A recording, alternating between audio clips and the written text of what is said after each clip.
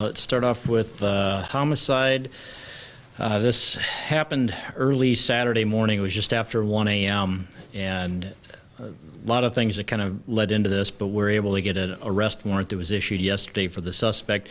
We still haven't been able to find the suspect. His name has been released, so we're hoping that maybe people have some information and can get a hold of us. But what happened, it was just a little bit before, it was probably about 1:10 a.m. We had a few cars that pulled into the lot at the Carnegie Hall. And one of the persons, our suspect, walked across the street, was basically hanging out in front of the building where Club David is. It was right around that same time frame. The victim pulls up, parks. As he's walking, he's still in the parking lot, and it looked like he was heading to go across the street. The suspect comes basically the other direction, and they meet each other in the parking lot. There was some words that were exchanged. We're not exactly sure what precisely was said, but we know that they were talking briefly.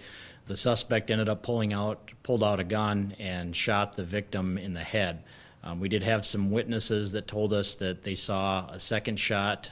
The victim, there's going to be an autopsy that was done today to confirm that, but all indications were there was 2 shots to the victim's head.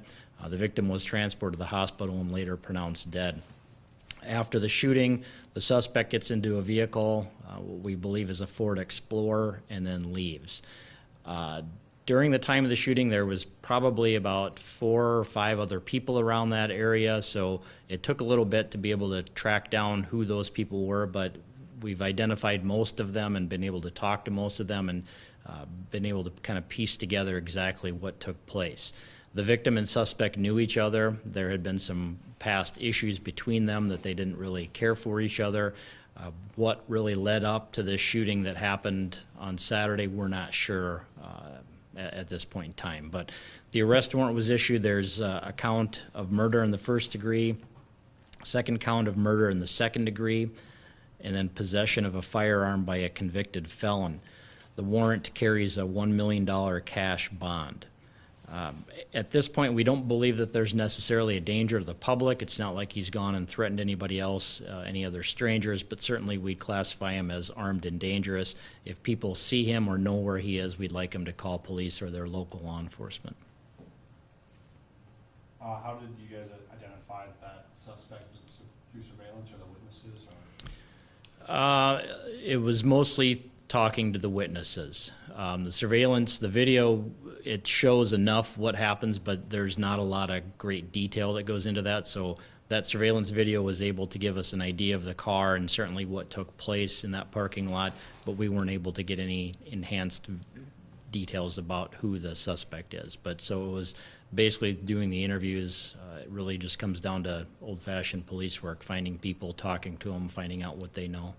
And you said that there was 4 or 5 people in the area. Were they all just bystanders, or was there other people involved? Or do you know? No, I mean, as far as the involvement with this, it was just those 2 guys. Those other people, those witnesses, know one or both of those guys, but I don't think we're still trying to piece everything together, but at this point, we don't think that they had any real involvement with this. It looks like it was just between the victim and the suspect. And there was two photos of vehicles. Are you still looking for one of them, or you just identified the one? That one, I guess I'll have to do some checking on to find out. I know that there's been a few vehicles that have been kind of associated with this whole thing that they've found, but I'll have to double check on those 2 that I know the images were sent out, and I'll find out the answer to that and let everybody know. Where did the surveillance photos video come from? Were there cameras outside Carnegie or outside David, or were they business cameras? No, they're city cameras. There's a camera that's in place that basically views the lot.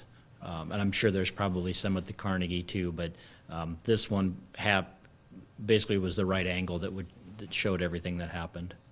And it seems like there have been a couple of issues over the year or 2 years in the David area. Is that area becoming more problematic? I don't think so. I mean, certainly there's some, crimes that have happened. This is obviously the biggest one, but we've seen other issues at other bars as well. So I don't think there's anything out of the ordinary that's taking place there that say wouldn't happen at any other bars. I know the suspect, looking at his court documents and stuff, he had criminal history with drugs, so you don't think drugs was a factor in this at all? We're not sure yet. That's one of the things we're still piecing together. That the why this happened, we just don't have an answer to that at this point. You know, hopefully at some point we'll be able to figure out why this took place, but it probably stems from mostly the fact that these two guys didn't like each other, but we're still kind of operating on that theory, and you know, I guess we'll have to see if something else comes along. Was the suspect, was he a Sioux Falls resident, or do we have any idea where he may have gone out to? We don't know where he's at. He's been living in Sioux Falls. I don't know that he's originally from Sioux Falls. Do you know how long he's lived in Sioux Falls at least? The suspect, let me see, I think he's been here for a while.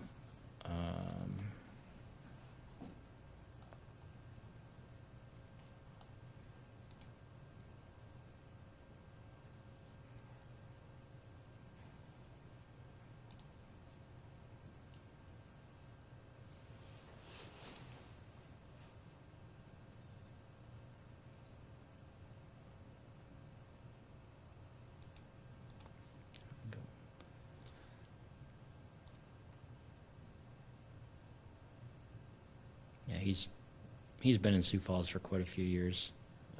I'd say more than 10 years.